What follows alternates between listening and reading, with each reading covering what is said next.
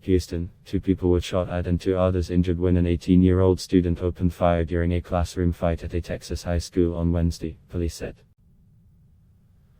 Arlington Assistant Police Chief Kevin Colby said a suspect, identified as Timothy George Simpkins, had been arrested after the shooting at Timberview High School in Arlington, a suburb of Dallas.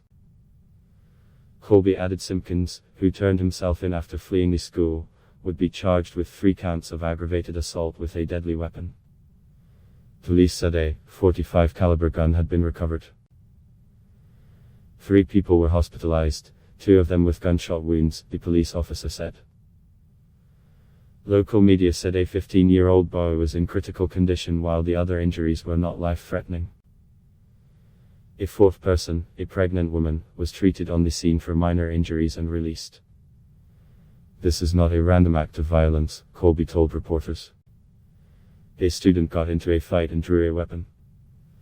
Colby said more than 2 or 3 shots were fired.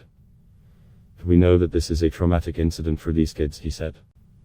We've increased security with additional police officers at all of our schools in Arlington. The school was locked down following the shooting and Arlington police set up a secure area for parents to reunite with their children. Television images showed a heavy police presence around the school after the shooting, with armed officers searching the sprawling campus and ambulances and fire trucks on the scene. A fleet of yellow school buses was mobilized to evacuate students from the school after the lockdown was lifted. Timberview High School has an enrollment of around students.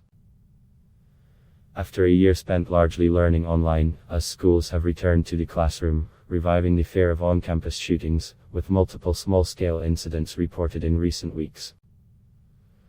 More than students have been exposed to gun violence in a school since 13 people were killed in the massacre at Columbine High School in Colorado in 1999, according to data compiled by the Washington Post.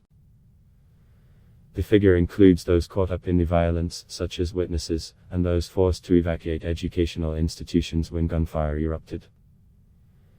The deadliest recent school shooting in the United States took place in 2018, when 17 people were killed by a former student at a high school in Parkland, Florida.